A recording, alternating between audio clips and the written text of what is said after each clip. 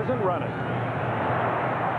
And it's intercepted by the Raiders. Mike Haynes at the 50-yard line under pressure. Elway threw it away, but right into the arms of the veteran Haynes as we have some push and shove. And that was only a matter of time. LaFuse has been lit since the Raiders came to town. You're going to have helmets locked to helmets today, and that's Rod Martin, number 53. He's been one of the verbal Raiders, and there were some words passed between he and Clarence Kay via the press this week about what they were planning on doing in this game. Martin, of course, known for his big plays, and Tom Flores wanted to keep his team from getting too high emotionally. He said, you got to play this kind of game like a shark. No emotion, just get the job done. And I think his concern early in the week was keeping his players ready for the game itself, not letting them burn themselves out. You're saying they were ready this morning. We'll get that story right after this play. Raiders' best field position of the game on Haynes' second pass interception of the season. Typical of the Raiders, they come right out looking for something big after the turnover. We're left here on Hester, Steve Wilson. And a flag is down, and we may have roughing the passer. Yes. Rulon Jones hit Wilson late. That hit by Steve Wilson was clean and not a penalty, but at the other end, Wilson was hit after he threw the ball by Rulon Jones. Costly mistake by Rulon. Roughing the passer, number 75, first down.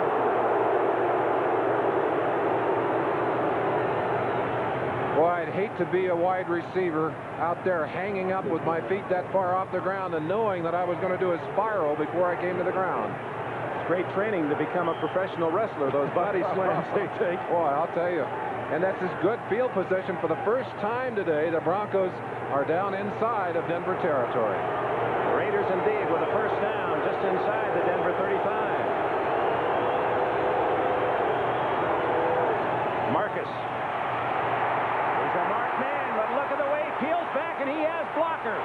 35, 30, and he dives to the 25. That's exactly what the Broncos feared most, that they would converge on Allen with 11 men, and suddenly there'd be no one on the backside. The same kind of play that Allen broke for 61 yards and a touchdown in the earlier game between these two teams.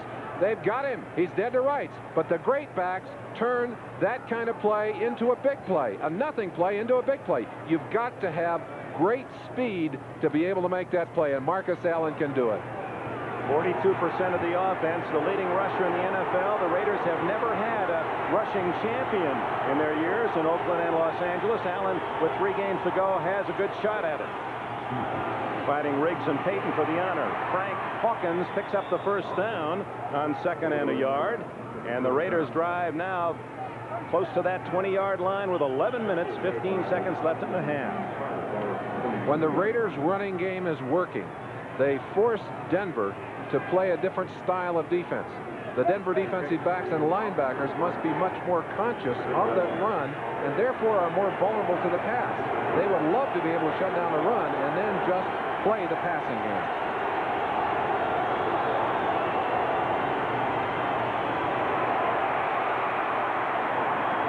Allen corralled after a gain of about 3. Mecklenburg 77 there first. Carl Mecklenburg, and we mentioned he is all over the field. In this particular play, he is at the left linebacker position. Christensen right there along with Mickey Marvin, number 65, trying to block on him, but he just escaped on that play. Two of the big defensive men, big playmen. Rod Martin of the Raiders has 6 sacks on the year. Mecklenburg with 12, one of the NFL leaders. A lot of that due in part their success to 2 other men we'll be talking about. Teammates who set up their plays. Play action. Christensen, first down at the 11-yard line. And the Raiders drive deeper toward that Bronco goal. You saw Todd Christensen drop a pass earlier that was in his hands. He does not drop many, believe me. On this occasion, and one of the things that makes him so tough, he will never quit on a pattern.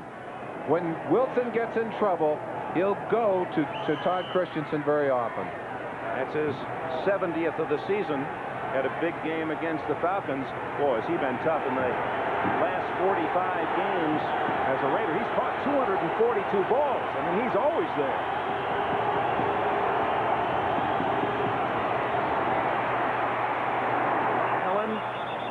the teeth of the defense for about 3.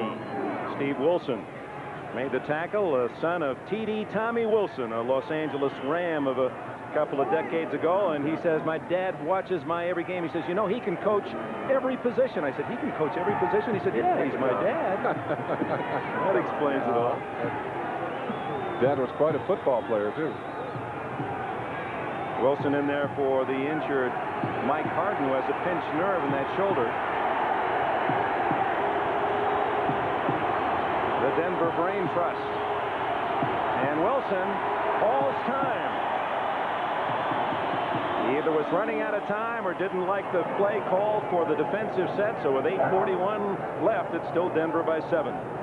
Mr. Larry Cirillo was worried that we'd need a bigger booth today because you went skiing for the first time last weekend, and we were afraid we might have a cast on one of these lakes. You came here to Colorado. Was it fun? Hey, when I came back to Vail, and the first time they put up on, I thought I was number 1. They said you're in one piece. The betting was against that. America I'm converted. I'm converted. Well, great. Feels cold enough to ski today, believe me, and I think somewhere they're doing a lot of it here in Colorado today. Well, the Raiders trying to ski or skate into the end zone. You see, they've already spent 2 of their first half timeouts. Ball's inside the 9-yard line. Both timeouts because of Wilson's problems of getting the ball off on time. He's at the noisy end, the closed end of the stadium. That one's going to be out of play. Well covered was Marcus Allen. You might even say that Wilson and the Raiders are at the snowball end of Mile High Stadium. What's that on his wrist? That's a list of plays. Now, the system that the Raiders use to get their plays onto the field is a signaling system that is keyed to plays that are listed on that wristband. You see him glancing right there at the wristband, and they'll signal a number out to him. He is responsible then for calling formation and play. There's a close-up of that wristband. You can see there's quite a list of plays on there, so they key them by series and tell him what they want him to call. So those are numbered 1 through, say, 40, and they'll say, okay, play 33, and it's written right there on that band. On 3rd and 7, intercepted by Dennis Smith. He's going to run it out. Smith has great speed. He's all the way to the 40-yard line, out of bounds at the 38, and what a turnover for Denver.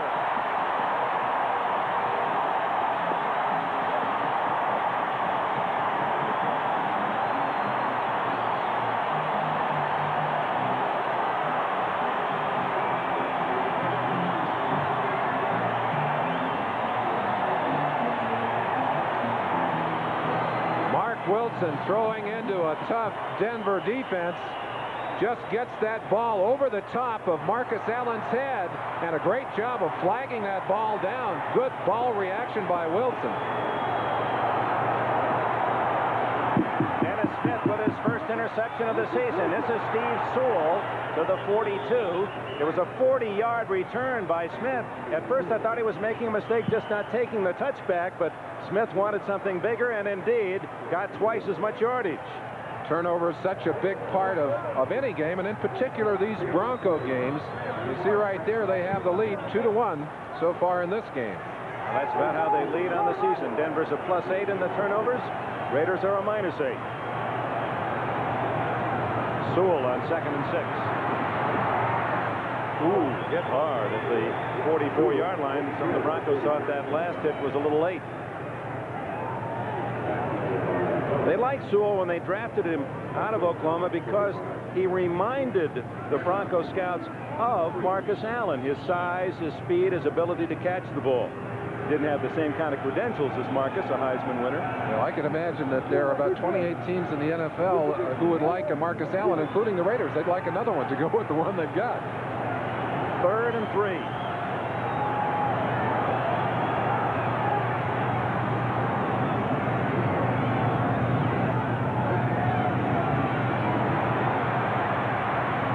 Incomplete. Watson well covered by the sticky Lester Hayes. 7-0 Denver here in the Mile High. And here in Denver, 7 minutes remain in the first half. The Broncos will have to punt for the first time. Chris Norman kicking to Fulton Walker. Norman has had his problems kicking the football. Last 2 weeks he's been under 40 yards in both games. This one could be a good one for Denver. Well, he goes into the end zone. Darren Como, that's a very tough spot for him. He almost had to run, stop, and just use his hand to down the ball. Once he fell on it and skidded into the end zone, it was the touchback. If he could have knocked that ball backwards instead of carrying it with him, the ball would have been there, and it would have been great. Elway watches Mark Wilson go to work. Wilson intercepted on his last throw. Elway's been intercepted twice. Dumps it off to Allen. And Mecklenburg greets him at the 25. A gain of 5 for Allen, who has not broken anything longer than 10 yards as a receiver or runner yet in this first half. Over on the right side of that Raider offensive line, Mickey Marvin, 65, and Henry Lawrence, both hurt last week and questionable for today. Lawrence with a knee injury. Marvin pulled his plantaris muscle. It actually exploded on him. And yet the two of them back in there and doing a good job of protection. There's Marcus Allen. That's like a long handoff. He's dangerous anytime he touches the ball. 2nd and 5. Allen again, ad-libbing to a first down at the 31. The quick instincts and reactions. There was nothing inside. Boom, outside he goes for the first down. Steve Foley said something very interesting about Marcus Allen. He said when you watch this man run in the films, you notice that he is very seldom out of control. Always has his body under control, and that's one of the reasons that he can make that quick movement to the outside. He's been a star all of his football life, going back to his days in high school at Lincoln High School in San Diego, where he not only was the leading quarterback and rusher, he intercepted more passes than anyone else, 4 for touchdowns on defense.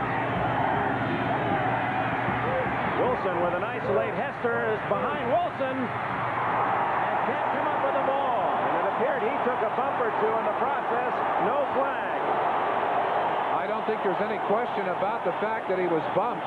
It looked like Steve Wilson using his elbow on Hester on that play. The official, for whatever reason, deciding to ignore it. Wilson gets that high, lofted pass again. Seems to be up there forever. And right at the end, and I think we really missed the bumping that we were talking about.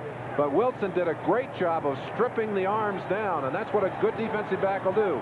Jerk those arms down so that the receiver cannot control the football.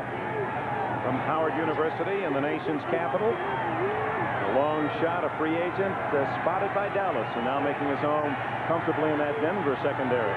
2nd and 10. Again going long. Louis Wright intercepts for Denver.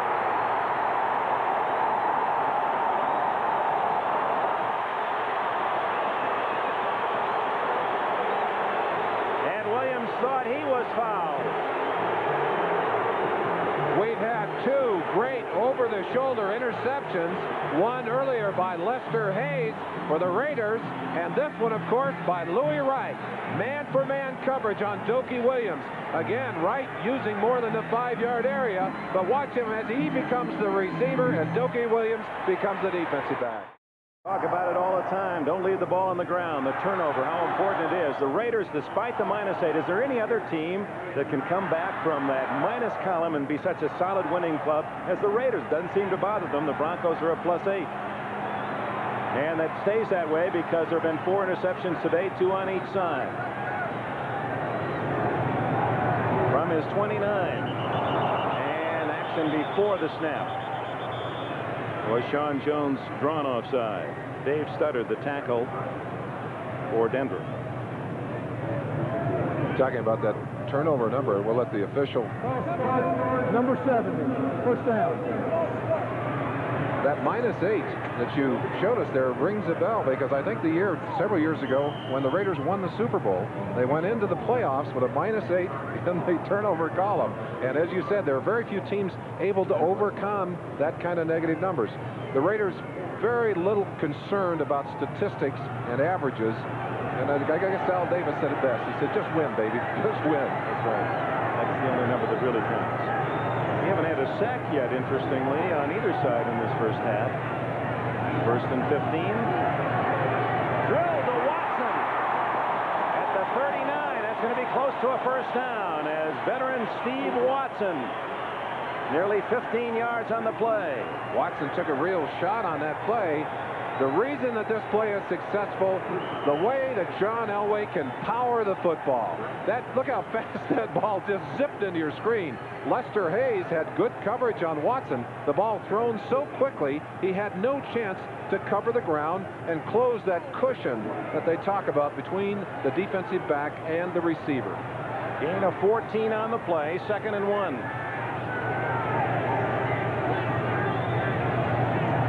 Winder. Not much, but enough for the first down at the 40-yard line. Sean Jones from Northeastern of Boston made the tackle. Clock running, 4:22 left in the first half. You feel the energy kind of oozing out of this crowd. They love their Broncos here, and they're an enthusiastic crowd. The only thing I think that keeps this from being the noisiest stadium in all of football is the fact that it's outdoors, and there's a place for the noise to go. You get down that closed end, it's tough, but it's open down to the right as you view it from our vantage point. First down, Denver leading 7-0, less than 4 minutes remaining in the first half. Away from Howie long, and then the throw to the wide open Butch Johnson, and a flag down against whom in the secondary. Lester Hayes saying it's offensive interference on Butch Johnson. He was on the ground. Johnson, who has not played much in the last month, Hans Johnson, the rookie, has taken his spot. And it is against called. him. It is called on Butch Johnson. You'll see it at the end of the play. Now he drives Lester off, and right here he'll use his shoulder on him and just push him away. You see the arm and the shoulder right there. And of course, the defender is entitled to the room he has as well.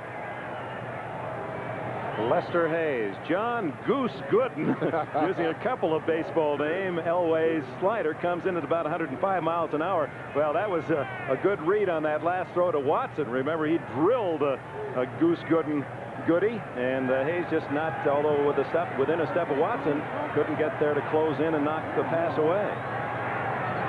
That offensive penalty makes it 1st and 20. Little reverse to Sewell. Van McElroy and James Davis with a tackle at around the 36.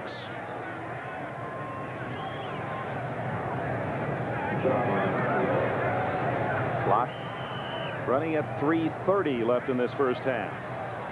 You get the feeling that Denver's had the better of things in this first half, Merlin, the field position, the touchdown, but lead only 7-0, and the Raiders 7-0 at the half.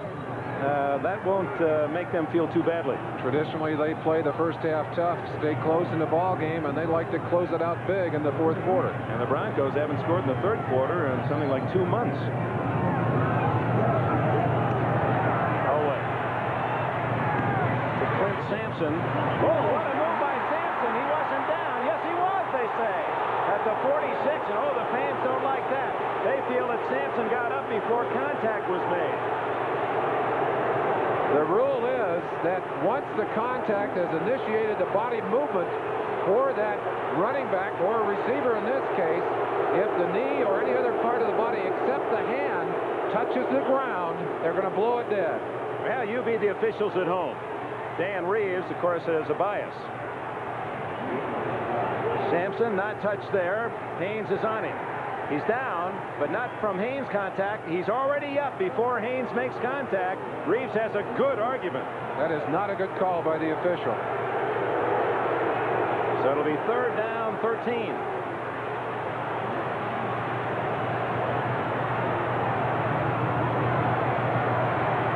Elway, good protection. Drills to Watson. First down.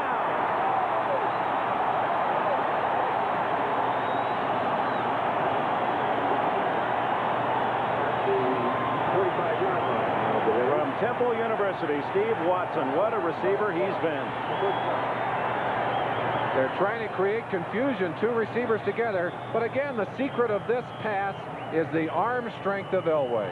And it comes at the 2-minute warning. Denver with another first down. Capacity is 75,000 and 100, and they boo the no-shows here, and it's usually only a couple, just a family that can't make it, and they're packed in for this Raider-Bronco clash. First place at stake in the West. You don't mind having somebody sitting close today. It helps you to stay warm. That's right. Temperatures down at the freezing mark. Denver leading 7-0, 2 minutes left in the half. First down after that 15-yard throw from Elway to Watson. Sewell on a quick hitter, short yardage, a gain of maybe 1. John Jones, number 99, knifing in from the outside. They had a little stunt called in the defensive line, and Jones just exploded inside to stop that draw. Sometimes you make a good call defensively. Well, here you see him just moving inside. Being chased by Townsend. Now the throw, and the flag is thrown. It was intended for Sewell. It appeared to be James Davis, 45, who ran into him. McElroy, whose father is a minister, verbally trying to offer some assistance. Pass interference, number 45, first down. But Davis is simmed. I think James Davis just lost the football, didn't know where it was, and in his eagerness to cover his receiver, bumped him while that ball was hanging in the air. Here's the play right at the end, and of course, Davis driving right over the top of the receiver. The officials, 2 of them on the scene, both threw the yellow flags. That's a case where just looking back at the quarterback wasn't good enough. A big play for the Broncos with 1:35 remaining in the first half. Watson in motion. You see Haynes chasing him across defensively. Complete to Vance Johnson to the 1-yard line.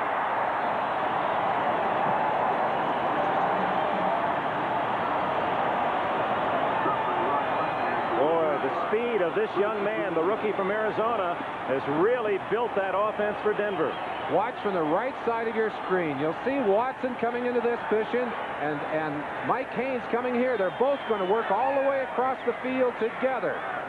The defensive back will track with the receiver all the way across the field, working his way through traffic. Now you see Elway going back. They get the receiver all the way across, and you see the pattern underneath, and that's just pure speed right there. First and goal at the 1 as the Broncos try to go up 14-0 at the half. Sewell loses a yard. Good defensive play by Stacy Turan, a Notre Dame star playing in Mike Davis's strong safety spot. Turan, a heads-up play as he knifed in from behind the play. Excellent speed. Time called by Denver with 33 seconds left before the intermission.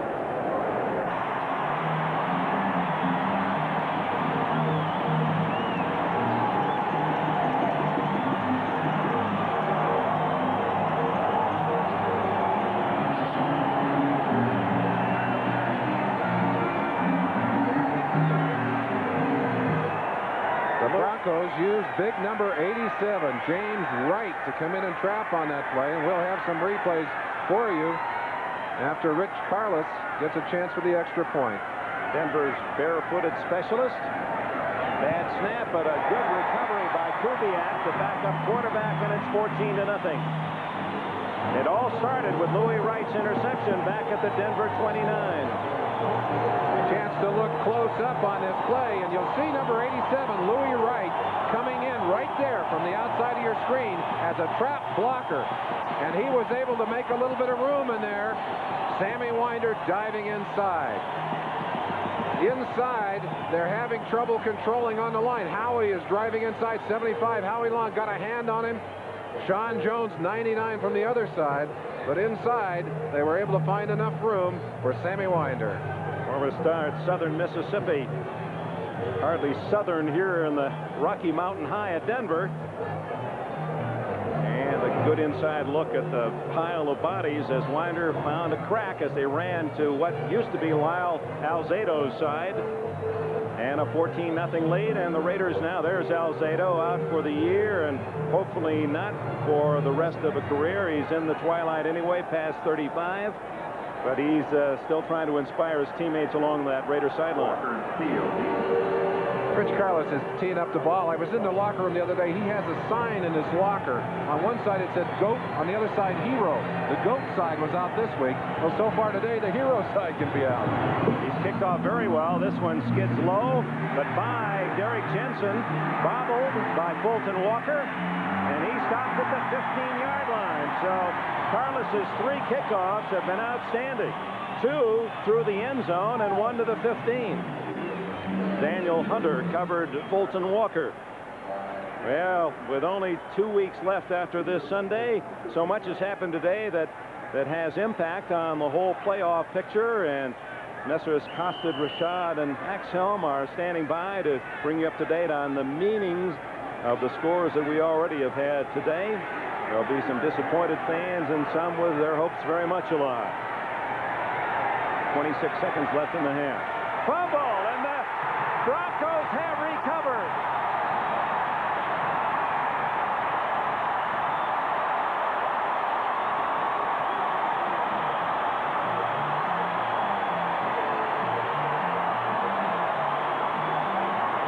Twice today that Mark Wilson has come out from underneath Don Mosbar as center without the football. They were able to recover the first one themselves, but that one they had no chance on, and Wilson is angry. Let's see what happens. Maybe we can tell what happened. It looked like Wilson may have been out a little bit early, trying to get back, get some depth.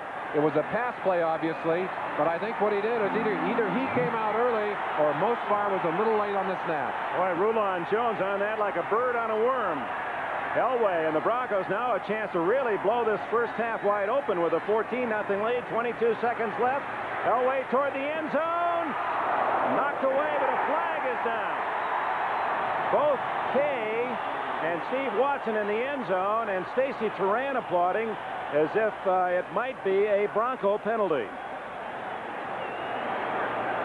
It is.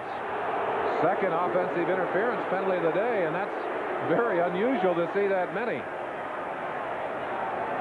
Look right into the eyes of John Elway, and I think if that ball had been allowed to go through by Clarence Kay, that it might have been caught by Watson, although Lester Hayes was all over Steve Watson. The penalty was on Kay, the man in the shorter position, but he was pushing on Lester Hayes was the call. A lot of teams now designing plays that, if they're not out-and-out picks, look like picks. You can't go through and knock those defenders off with receivers coming the other direction. Ball at the 23, first down and 20. The clock important, 18 seconds left. Raiders may have been offside. Flags are down. Elway on the scramble. Long in pursuit. Intercepted by 57. Jerry Robinson, the former Eagle. But it may not count. The clock is down to 3 seconds, but it appeared that the Raiders were offside. Not a good play by Elway. He has thrown the ball several times today, and you're right, Dick, they're going to wave it back. They'll go back to the line of scrimmage, but Elway has tried to beat the sack today by throwing the ball away. He's been intercepted twice earlier in the game that way, and was intercepted there and saved by the offside penalty. Third, number 71, first down. Bill Pickel, but there were a couple of Raiders that lurched offside, and with 3 seconds left, it would appear that the Broncos will go for the field goal. Carlos is in with a 5-yard penalty. The ball marked at the 18, which will make this about a 37-yard attempt. I mentioned the hero and GOAT side of Rich Carlos. One of these fans a little upset with his kicking over the past few weeks, sent him an artificial leg, which he had in his locker. Well, I'm sure with the cold today, that foot is numb enough as it is. It's a 35-yard attempt. The fumble is worth nothing as he's wide to the left. And with it, the end of the first half, a little more debate on the line of scrimmage, but they'll untangle and head to their respective locker rooms.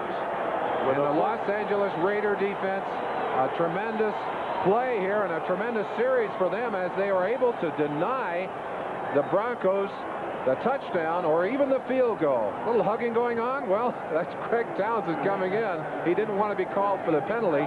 Now, not a good snap. We've seen 2 bad snaps by Keith Bishop so far today, and I think that made it difficult for Carlos to get the timing right. Carlos hooking to the left, and so the end of the first 30 minutes in the battle for first in the West. The Broncos lead 14-0.